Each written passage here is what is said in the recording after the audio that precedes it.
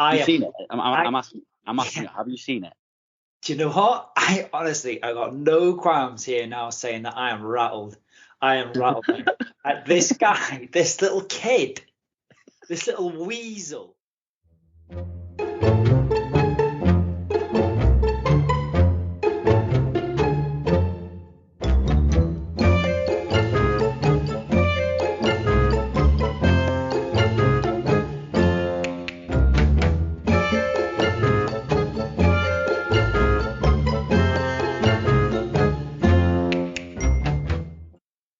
Okay, welcome to episode 11. It's me and Josh again, and we're fresh from the episode with Zach Gould, and we actually have returning guest again this week in Dr. Karl Morris and Gary Nicol.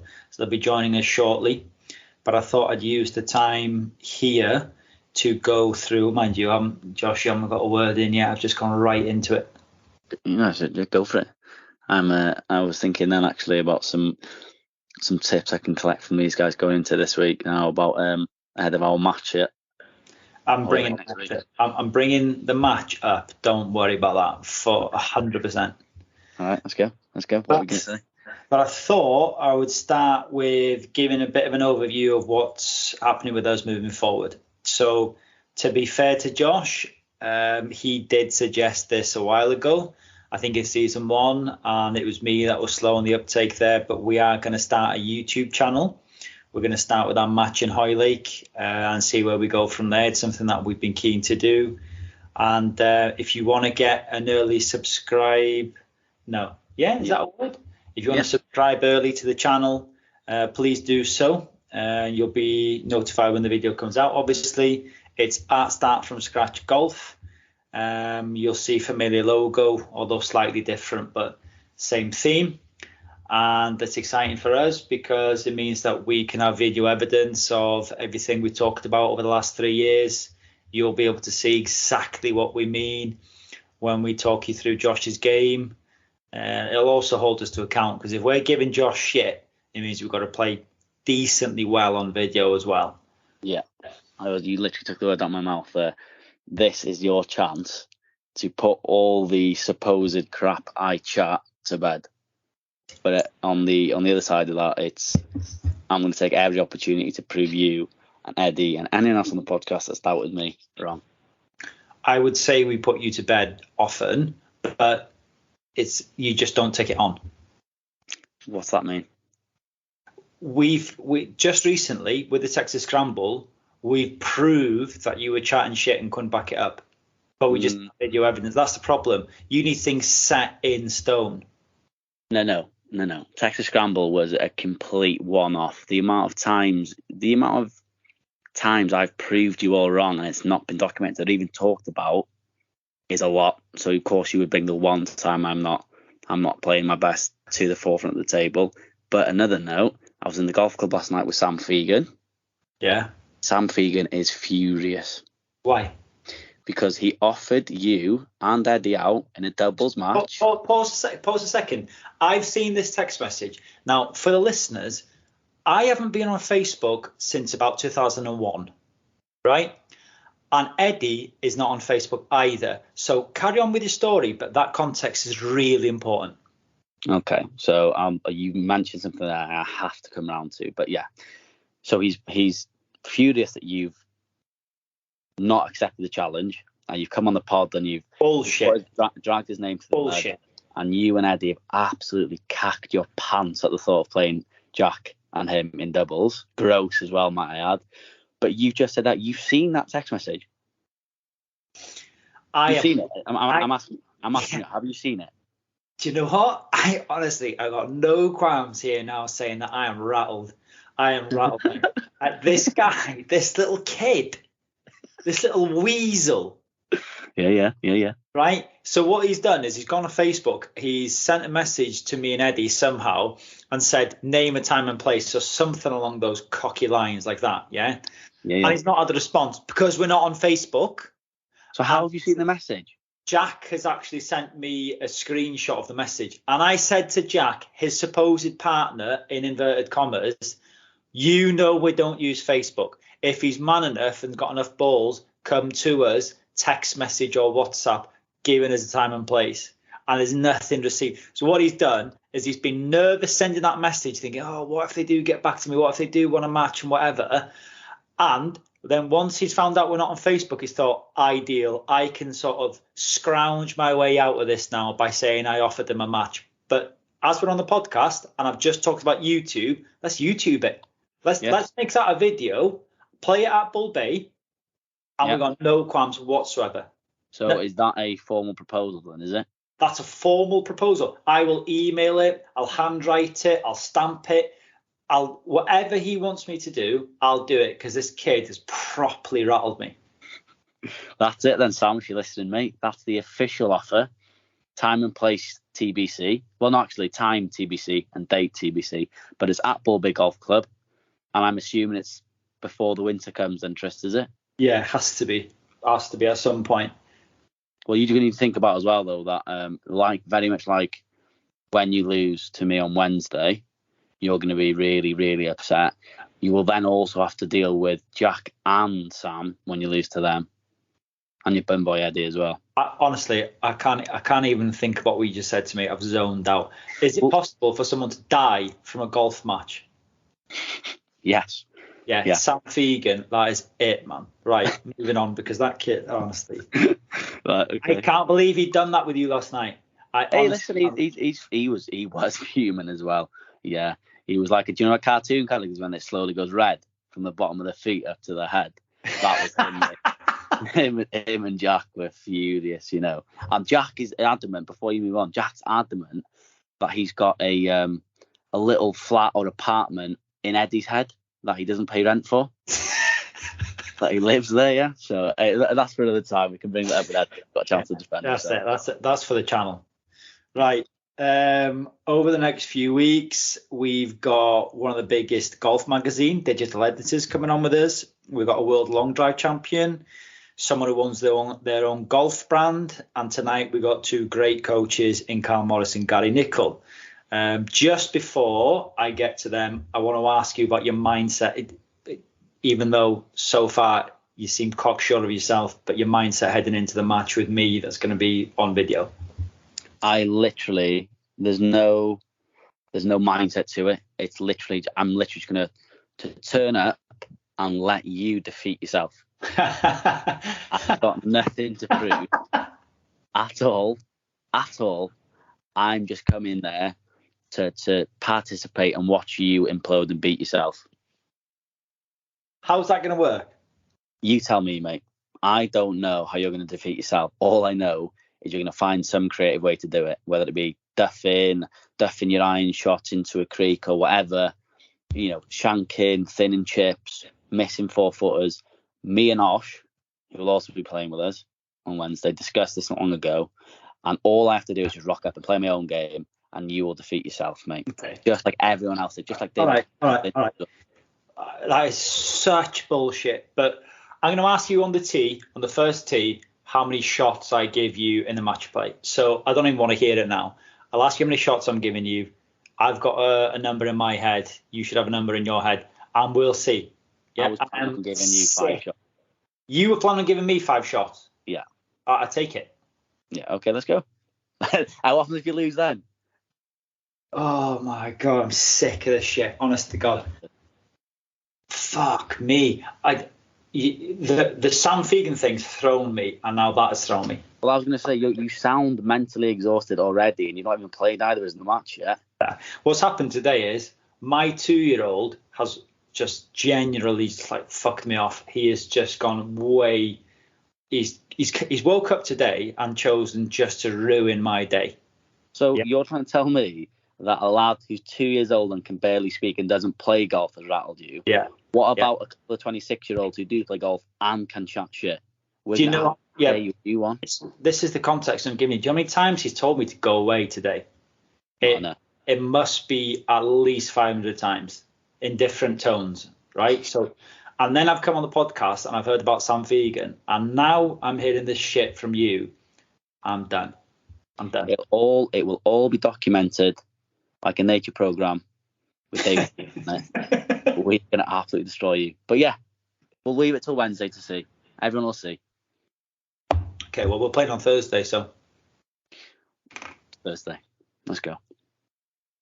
On that note, you are aware it's Thursday, right? Because you've got a track record of getting things wrong.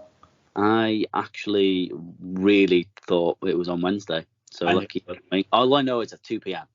Yeah, let's get the guests on. Let's go.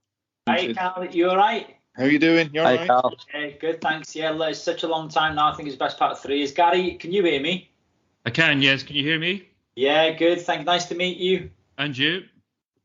How are you both? Hi, Gary. Hi, Karl. Yeah, we're good. Good, All thank good? you. Yeah, it's been a while, hasn't it? Yeah, how was your bank holiday? I've been working most of the day, so I've not Yeah, me had a too. holiday.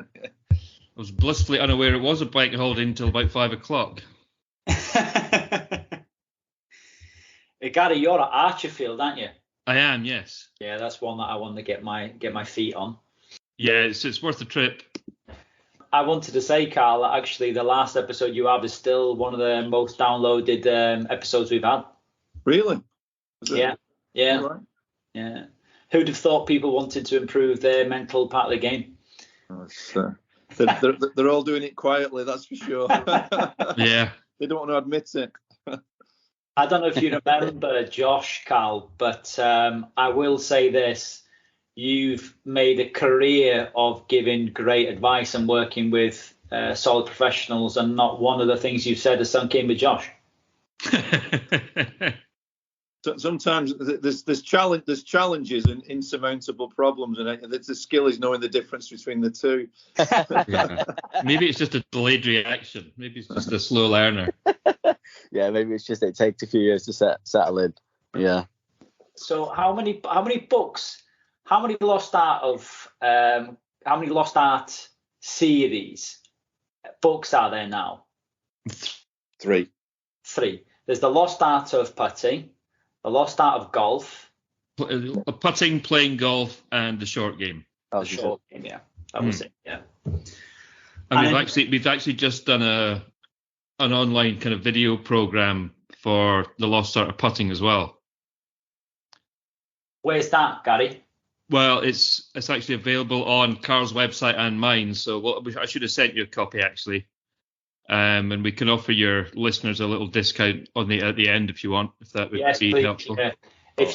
If you come back to that at the end before you sign off, then I'll put the link on with our releasing of the podcast. It's going to be this Friday. Yeah. So this Friday. Okay, perfect. Yeah. Perfect. Comes out at 6 a.m. on a Friday. If Josh has managed to get him. I might not be up then to listen to it, but it's all right. Don't worry. We release at 6 o'clock on a Friday morning, and we've managed to do that 50% of the time because of Josh. Right. Okay. Yeah, I'm not up at that time either, Gary, often. So yeah, don't worry. No, I don't work Fridays anymore, so.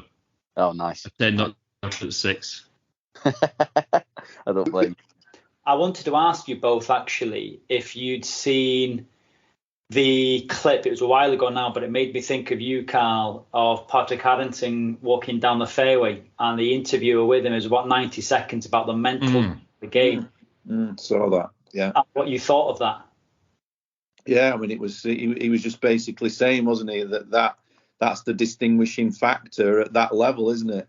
You know, well, I think at many levels of the game that what makes the difference is what's going through somebody's mind in terms of being on the golf course and how that affects the performance. And yet still people, do almost everything other than work on the mind. I was going to ask is obviously the main question is how do you train that? Because I was looking at the example that came to my mind was Jordan Spieth in the 2016 Masters, I think it was. When he had that sort of mini collapse on 12, didn't he? What would be obviously you can't say that he's a choker at all because of what he's achieved in the game. But what would be the difference between Tiger Woods there and him, for example, someone who was an absolute mental monster, and something like that happening? You look at Rory 2010 as well. Would you feel that they're guarding from the loss and Tiger is going for the win, or what would you sort of attribute that to? Yeah, I mean, I think even players, you look at the famous meltdowns in the game with Jordan Spieth, and Greg Norman going back in time. And I think we've got to be very careful about how Rory, when he lost the Masters that time, and I think we've got to be very careful how we label those experiences, because virtually everybody who's played the game has gone through a situation like that where the game falls apart and they really struggle. I think the acceptance of that is a big part of it, and an understanding that it happens for everybody. But that doesn't define you as a golfer. The key thing when you've had a situation like that, and this is relevant for everybody listening as well, is to actually, rather than be really upset about it and create a kind of belief around it, he's going to just get curious about it. What was actually going on in that situation? Did I start getting faster with everything? Did I start getting slower or overthinking everything? What was the actual pattern that I created in that moment? And I think if you can be more curious about those situations, as upsetting as they might be at the time, then you're able to just reduce the intensity of emotion about it afterwards and move on and learn from it. I think it was Tom Watson. There's a great video that about him. He talked about how he'd actually blown a number of tournaments before he actually became a serial major winner. And he came out with a great phrase. He said, "When I learned how to breathe, I learned how to win." And he'd obviously looked back on those tournaments that hadn't worked out, that he'd blown leads, etc., and maybe found something in his breathing pattern had changed, but it was something that he learned, he observed about himself, and then moved forward from it. So I think that's the key message for me for everybody really is rather than create this belief, this is who I am or this is what I do, just get curious about what you did in those situations, and then you can actually begin to learn from that and approach it differently the next time. I think that's a great point. I think we're always way too quick to judge and form a judgment of what happened. But if you actually sit down after, and Karl and I are both big believers and exponents of journaling, and actually write down what did happen in that instance, what was going to happen. You make up a story about what may or may not have happened. But if you give it a little bit of time, and a day or two, or even later that day or whenever, just to sit and reflect and observe what did actually happen. And then, we can all make stories up that we keep in our heads. But I think when you start to write these things down in a journal or in a book or a notepad, whatever it may well be, then you get a bit more honesty, because you're kind of non-judgmental with what you're saying. I was once told that writing's the physical act of thinking. And if you just let the thoughts kind of run from your brain, down your arm, through your hand, through pen, onto the page, onto the paper, you actually get quite an honest appraisal of what really happened. But as I say, we're always way too quick to judge others and ourselves, especially ourselves. That's such an interesting point you guys raised, because when you talked about that then in terms of being curious, etc., the person that came to my mind was Matthew Fitzpatrick, and the way that he writes down every single shot he's ever hit since he was about 15. I don't think I've ever analysed how I thought about a shot. Obviously, I know a lot of people think, we don't experience pressure as amateur golfers, but you do. I think, like you said there, Gary, I think every person does. Whether it be you're on the personal best round, you're trying to break 80 or whatever. I don't think I've ever sat there and analysed, right, how did I feel over that shot? What was I? No, we judge the results. Yes, exactly. And we analyse the results. We don't That's the thing about data and statistics. They're all very much based on the outcome. What was the context? What were you feeling in that moment? What was it for? Were you trying to win a tournament? Were you trying to beat your lowest ever score? Were you trying to get your handicap down? Was it in a match play situation? Did you feel under a bit of pressure? That's where the mistakes show up. You don't just all of a sudden start hitting it sideways or duffing it or topping it or thinning it. Something causes that. We only ever look at the outcomes, not what we look at the effect rather than the cause. If you don't trace it back to the root cause and you just keep trying to fix the effect, you're going to go round in circles chasing your tail. The key point with that, Josh, as well, is that if you strip all of this away and make it, I like trying to make things as simple as possible with everything that I do with players, because we're just drowning in complexity these days, aren't we? There's that much information out there. And you just get really simple about it and say, well, okay, what is it that I'm trying to do? to get better at golf? Well, to me, there's two key elements. You're trying to develop skills, which obviously there's a brain perspective to that. How do you best develop skills from a learning perspective? But then everybody listening to this has got certain levels of skills. They may need to improve those skills, but that's one thing. But then the second thing is, how do you access those skills? Now, you access those skills by actually understanding a little bit more about that brain-body connection, about how your thought process tends to work on the golf course. And that's why, Gary's mentioned journaling. It's such a simple thing to do, but to start with the habit of every time that you play to think about the 3 best shots that you've hit, write those down, but just write down what was going through your mind, how were you actually creating that shot, what did you go through, and you'll start to see patterns emerge. You'll start to get a better understanding of you as a golfer, of what you can do to then access the skills that you've got. Because I would guess 90% or more of people listening, if they could just access what they currently have, they'd be a lot happier golfers. Yeah, we all want to get better and we all want to, develop, hit it further and improve our skills, but just being able to access what we currently have, I think most people would be delighted if they could do that more often. Can I ask on that? Because it was building up from what I wanted to say anyway, because I'm that person that overcomplicates everything. So I'm the opposite of not thinking about my shots or my game. I just overthink to the point where I've exhausted myself and I'm no longer interested. So to simplify it, what questions should I be asking in approaching a shot and also reflecting on my round to save me going through 100 questions and going on Google and feeling lost in the system? If by journaling, what do you think I should be going and looking back on? What the key questions I should ask myself? Yeah, we actually covered or created a chapter. The first book we wrote, the Lost Art of Putting, which was basically 2 questions. And the first one was, is it possible, or what is the shot here, first of all? Is it a driver? Is it a 3-wood? Is it a pitching wedge? Is it iron? Is it a pitch and run? Whatever it is. And is it possible I can play the shot? Because asking questions, we've learned over the years that questions focus your attention. But as golfers, we tend to ask really, really poor questions. Why am I shit? Why can't I play this game? Why do I play this game? Why are the 4 in front taking so bloody long? So we ask some terrible questions that really don't provide. If you ask bad questions, you get bad answers, good ones. So for me, it all starts, or for us, it all starts with, what is the shot here? Okay. It's a simple question. Yeah, but it gives you clarity on what the task is, because playing a golf shot is a pretty straightforward task, going from point A to point B. Is it possible I can play the shot? And the third one, which is perhaps the most important, is what does a really good version of this shot look like?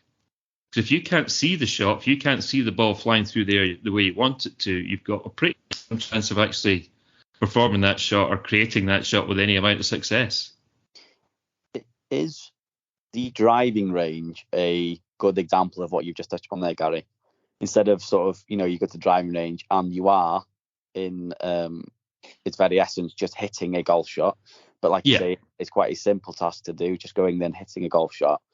Whereas what you should be doing is going and envisioning what golf shot you need to hit, which is why people can't bring their so-called driving range form to the course.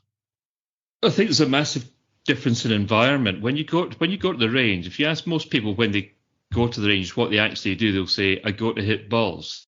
A lot of people go to the range and it's almost like a race to see how quickly they can get through the basket of balls. And they might often use the same club to hit the same kind of ball to the target time after time after time after time. Now, we don't play golf like that. We don't actually train for golf in the way we're going to play it. When you've played other sports, I'm sure you guys have played other sports, football, rugby, or whatever. And when you did that, you went to football training or rugby training. You didn't go and practice, you went to train, and you were training for a game. But we don't do that with golf largely, or very few people do. Not enough people do.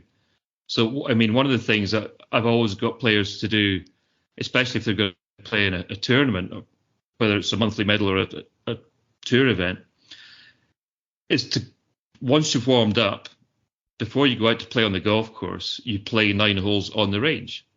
So if the first hole's a drive and a wedge or whatever, you take your driver out, you ask yourself the question, okay, what's the shot here? Is it possible I can hit this fairway? Yep, absolutely. What's a really good version of this shot look like? And then we tend to create what we see. So once you've got a very clear intention for the shot, if you just kind of trust your brain and body to take over and do what they can do, you might surprise yourself. And then you do that for 9 holes. You visualize the shot every single time. And one of the main benefits of that is, or two main benefits are, A, you don't get stuck in the kind of technical, how's my backswing looking, or how's my left knee doing at the top of the backswing. But also, by the time you get to first tee, you're in playing mode. So you've moved one environment an awful lot closer to the one you're going to be faced with on the golf course, which is playing shots, creating a whole load of different shots, which is what we have to do.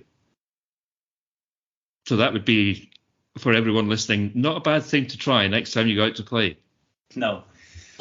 Myself included. Yeah. Well, we can all benefit from it. He's always included, honestly. Gary, you don't know the background to this individual, honestly. He's I don't want to comment any further, if I'm honest. Jealousy out in many forms. Leave it to our imaginations. Yeah. You just seem jealous eyes, so yeah. I wanted to ask, how quickly does what you two do evolve? Because in your world of golf, it's like an ever-changing research model, isn't it? So how quickly does your research either become old, or the need for you to look at new methods and new systems with the modern world? I think what tends to happen is that you do a lot of research and you look at a lot of different approaches and different ideas and concepts, but then you tend to keep coming back to some basic fundamentals. That the fundamentals of how we play this game, that the ball and the club's lying at a certain angle, and we swing it through space, and our body moves in certain ways. I think those fundamentals have stayed the same for as long as we've been, since the Shepherds were sort of roaming around in Scotland playing the game. And I think from a brain perspective, we do understand an awful lot more about how the brain works now. But it comes back to some simple keys that when you play your best golf, you're actually out there and the mind's pretty quiet. And it's actually, when it's done well, people sort of say, oh, golf's 90% mental. And that couldn't be further from the truth, really. When it's done well, it becomes more physical than mental, in the sense that you reduce the amount of noise in your head, you reduce the amount of thinking that you do. And it comes down to, as Gary said, a few simple questions that you ask, and you're tuning in a little bit more to how the golf swing feels, how you have to feel for yourself as an individual on certain shots. So, it really is.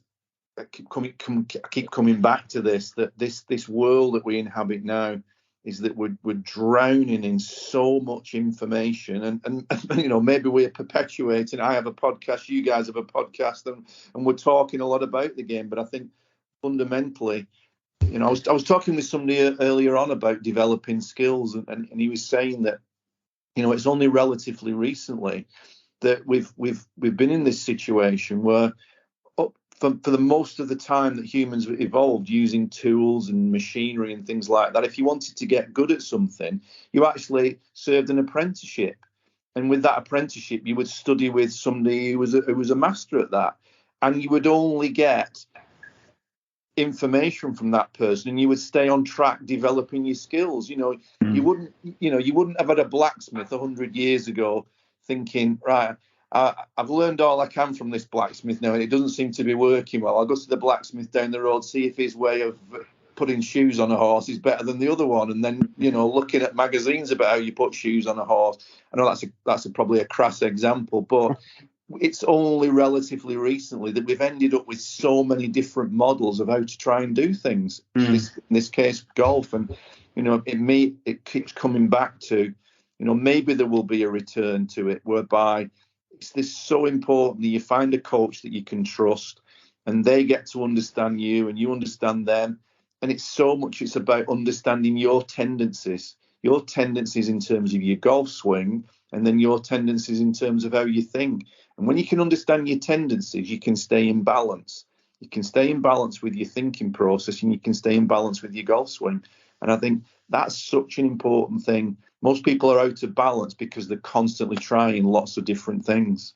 Obviously, it's not every day we have experts such as yourself on golf, and I really enjoy the psychological side of golf because I've played a lot of football, sort of rugby and team sports. But I think that's one of the biggest shocks from people I spoke to when they play golf is they don't realise, or they didn't realise how sort of mental it is. But there's no hiding. You know, your team can play well in football and you can win, but you could have had an awful game, but it's soon forgotten about because the team won or etc. Whereas in golf, obviously, it's the onus is all on us. Which players, in your opinion, stick out the most in terms of mental strength? And I know Brooks is probably one that comes to everyone's mind, but from your point of view, there are a couple that we don't really see that you guys say, well, actually, he is. When you look at the stats, he is very good. It's a good question. Person who'd be really relevant would be Viktor Hovland. I mean, he's just won the last 2 weeks on the PGA Tour and he's won the FedEx Championships. And by his own admission, his short game was terrible. And he perhaps wasn't as mentally strong as he is, but it's taken great mental strength and fortitude to actually, and a lot of courage to go away and really work on his short game. He understood it wasn't good enough. But I think while he was doing that, he's also developing his mental skills and his resilience as well. So he'd be one who's very, I guess, current. But, you know, anyone who keeps winning golf tournaments has got to be pretty mentally strong. Yeah. You know, that doesn't happen by accident. Yeah. But I think we're all too eager to latch on to, oh, he's changed his swing or he's got a new putter or she's got a new driver and that's what's made all the difference. It's really a new club that makes a difference.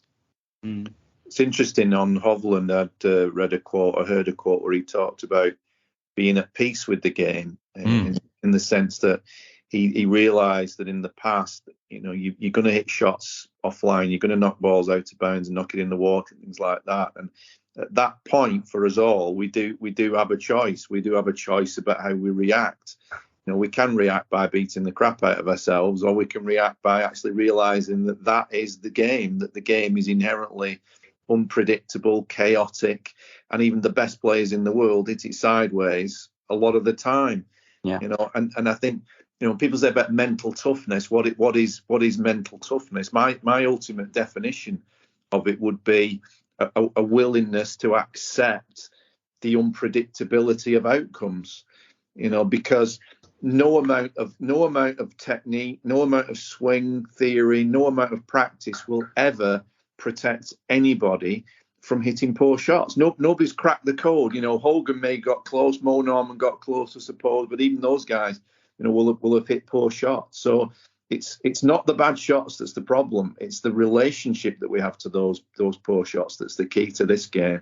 And if you can change your relationship to the poor shots, the paradox is then that you actually probably reduce the amount of poor shots because you don't get that knock-on effect when you've hit a poor one of seeing it as a you know, a barometer of your value, or a measure of your value as a human being, which we've all fallen into that trap.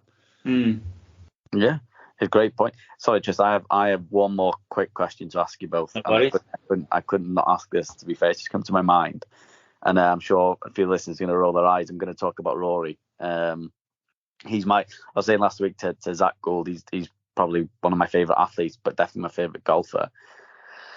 I read a quote somewhere, and I told Zach this to Zach last week, where he said that his killer instinct attitude that sort of took him to his 4 major wins was very hard to maintain. It took a lot of energy for him to maintain. And I know you can't say he's played poor golf since his last major win, because he's probably played at points better golf.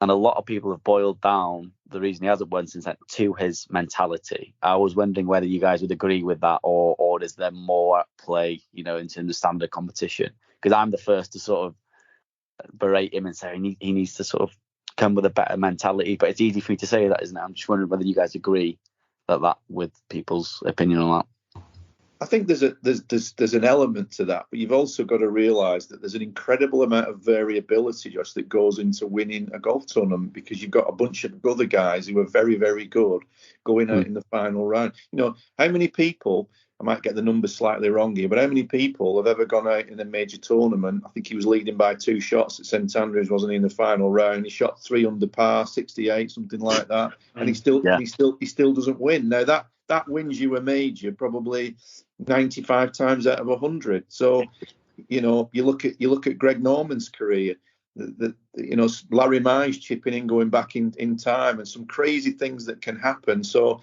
you know, yes, we can look at the mentality and say, is there anything he can do to maybe improve that? And I'm sure he's doing everything he can, working with Bob Rotella and all that. But I think we've also got to understand that the outcomes are so incredibly unpredictable and variable that we just can't allocate a simple cause and effect to why somebody hasn't won something in terms of their own mentality.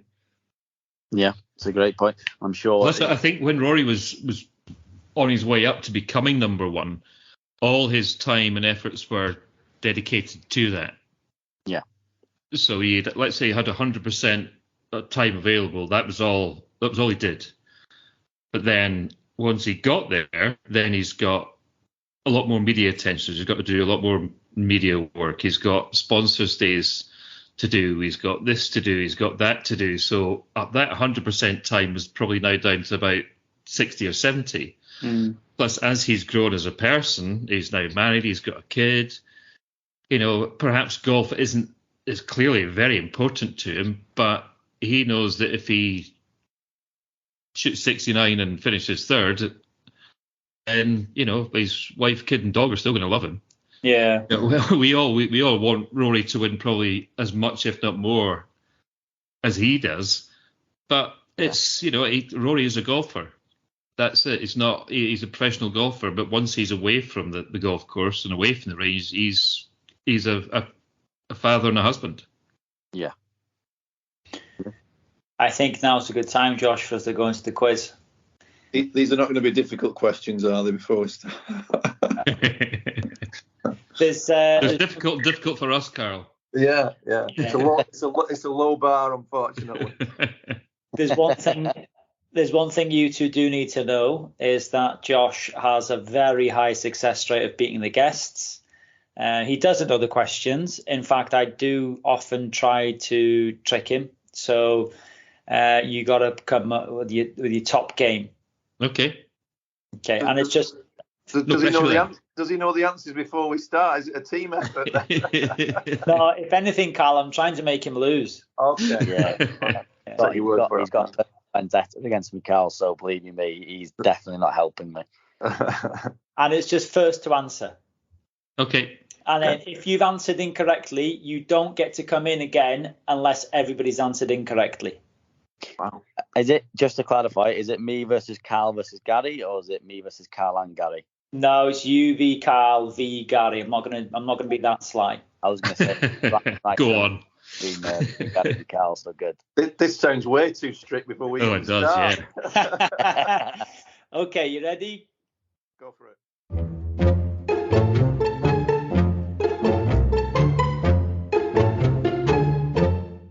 Right, question 1. How many British golfers have won the Masters? 2. Nope. 1.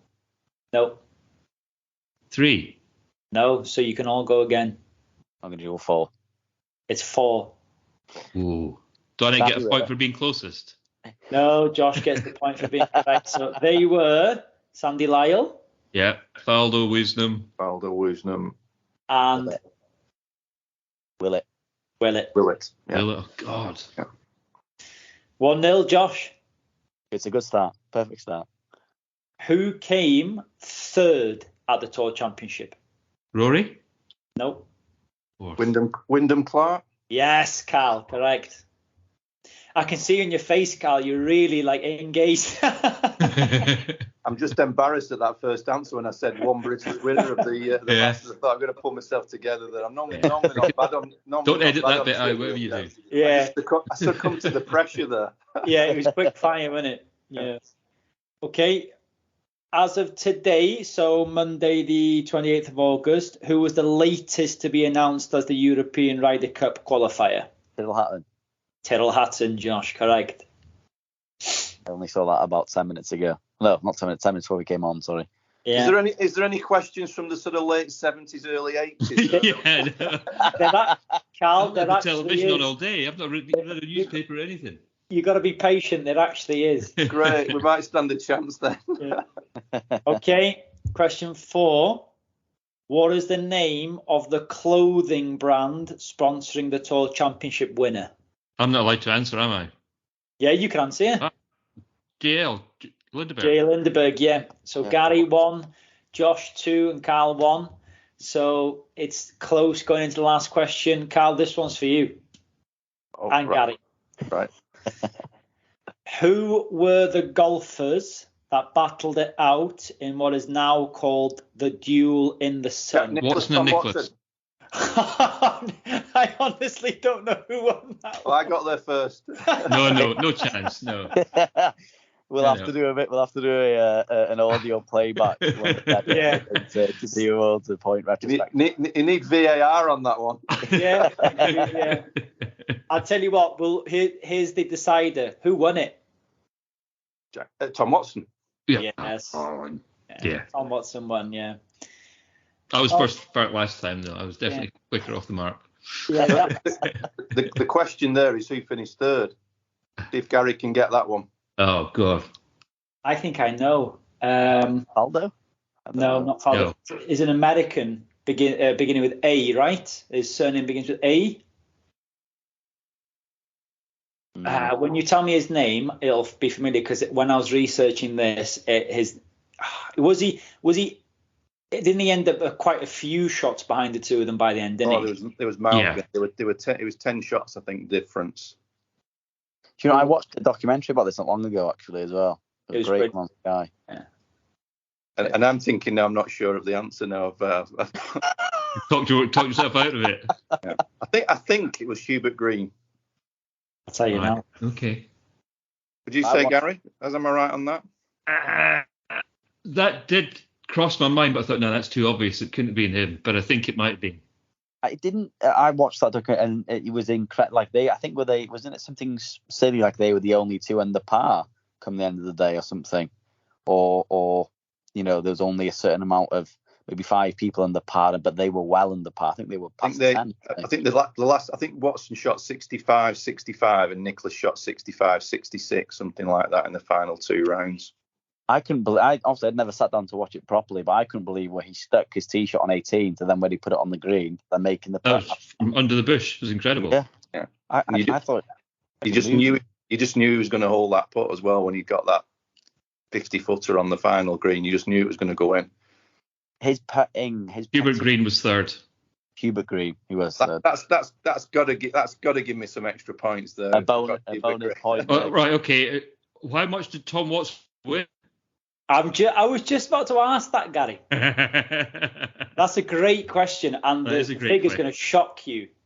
257,000. Oh my God, nowhere near. I would say it was something like 10 grand. 10 grand exactly. Was it? Wow. Yeah.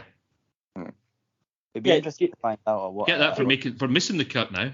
Yeah, Nick Faldo, whatever he placed, he walked away with £425.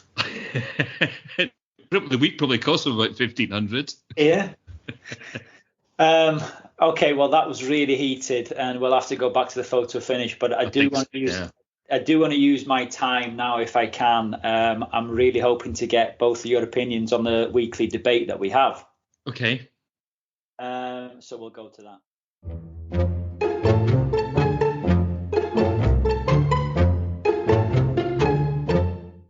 This week's debate is based on the Ryder Cup. Obviously, everyone's waiting to see the selections. And now me and Josh have formed a team. We've chosen a team. And our American team is exactly the same. So we've got one team there. And our European team, there's only one difference between them. So I'm going to read out the team for both Europe and America. And then I want both your opinion on whether you change it or whether you like the sound of it or so on and so on. Okay. So our European team is as follows. There's only one difference between the two of us. So it goes McIlroy, Rahm, Hovland, Hatton, Fleetwood, McIntyre, Fitzpatrick, Straka, and then Shane Lowry, Justin Rose, Maronk, and I've put Højgaard in, and Josh would have put Noren in. So would you chop and change anyone in the European team compared to ours?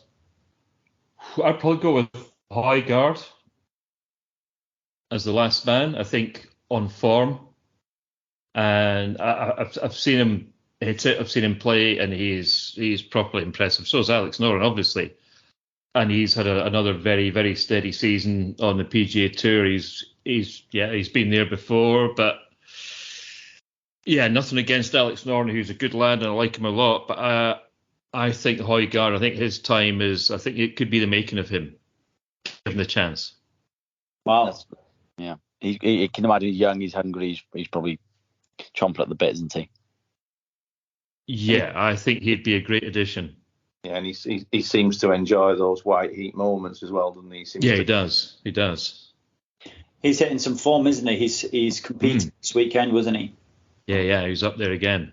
Yeah, he's pretty. Both the brothers are very impressive. If you watched them play, you wouldn't know who was who. That's what I was about to say. You literally took the words out of my mouth. I don't know who's, which one's which, really. I did a golf day. It was last summer for one of their sponsors, or with one of their sponsors, Omega, and they both did the kind of the TrackMan long drive thing, and it was like, did I just watch a repeat of the first one? Because they are spookily alike. They're incredibly similar looks wise, and the swings are slightly different, but if you're more than 10 yards away, you probably wouldn't know the difference. Is there anyone in the European team that you would have liked to have seen there, given the way golf has been over the last 2 years, or are you sad not to be a part of it all? I'm going to throw a bit of a strange one in here. Harrington. I was going to. You took the words out of my mouth, Gary. I was watching the Senior Open. Yeah. The commentators were saying, obviously, regardless of where it was whilst the playoff was going on, they were saying regardless of whether he wins this or not, you'd like to think that he's possibly in the mix now, wouldn't you? I think when I heard that comment, I thought it was such a valid comment to make, but I was also wondering how many people would have just disregarded that straight away just because it was the Senior Open. But he is actually playing some really, really, really good golf. He's been there before, and he's a major winner. He's not going to succumb to the pressure. He's been there before, so I think it's a very valid. 3-time major winner. Yeah. Absolutely. It would have just been a wonderful story as well, wouldn't it? I think just somebody playing in the Ryder Cup at that age would have been I think he'd be a brilliant chaperone for one of the younger guys as well. Yeah, use him wisely. He doesn't have to play 5 times. He'd want to, I'm sure. But if you played him 3 times, you're probably going to get a couple of points out of him. Mm. If I read you the American team, Josh, did you know that mine and your American team were exactly the same? No, I didn't know that. So we have gone for Scotty Scheffler, Wyndham Clark, Brian Harman, Patrick Cantley, Max Homer, Xander Schauffele, Jordan Spieth. We've put Brooks Koepka in. Mm-hmm. We've gone for Justin Thomas. We've put Ricky Fowler in, Cameron Young, and Colin Morikawa. Hard to argue with that. Now, the thinking between, we've had this on the podcast previously, but the thinking that me and Josh are on the same wavelength is, other than Brooks, I wouldn't want or put any of the live players in solely, from my perspective, for team morale. I wouldn't want to risk introducing, even if they were playing spectacular golf. Yeah. I think that just the way it's been lately, just wouldn't want to risk the change in the locker room. I know they say that there's no disagreements between them, but why risk it? You've got a stacked PGA-led team. Other than Brooks, I think Brooks goes in because it's major performances, and you just know that Brooks is not going to be fazed by the. I don't think he's going to give a shit whether his teammates like him or not either, is he? No. But what do you think of the American selection then? Who were you thinking about when you were I think there's Justin Thomas? Was he a straight in? For me personally, I was always saying Justin Thomas. At one point, you were saying not, weren't you, Josh? But I think JT is the type of player with a bit of fire underneath him. He comes alight, and him and Spieth is just a pairing that you know. The European team, doesn't matter who you are, if you've got Spieth and Thomas in front of you, you're going to think, oh God, we've got to work out today, and that's enough of a mental advantage for the Americans to take. Yeah, it's not like he's lost his game completely, is it? No. Starting to show some signs. I mean, how many times has Poulter been picked when he's not been in form? Exactly. And I think he'd be a similar kind of character. I think he'd be a great guy to have around the team room as well, from what I can gather about his personality. Yeah. So I'm going to have to agree with you. Yeah, I wouldn't disagree with that. Unanimous. Yeah. If you look at the list of emissions on the American side, though, it's unbelievable. I can't. That's a strong side. You can make a strong side with the people who don't make it in terms of. I know Bryson's playing well. He is on live, but you got Bryson, Patrick, Mr. Captain America, Phil, Tony Finau. There's a few. But what do you guys think about the emissions on the European side in terms of Stenson, Poulter? I'm missing someone. I'm sure. Westwood. Would you guys include them, or would you be inclined to say shut the door on that sort of? I think it's time to move on. I think this is a bit of a change of the guard. Yeah. When these guys were coming through, they pushed some of the older guys out the way, and that's just the way it was. That's just the way it is. It's the way it's always going to be. There's going to be. You can't have the same players for decades. I mean, there'll be one or two that are going to hang around for a while, but I think.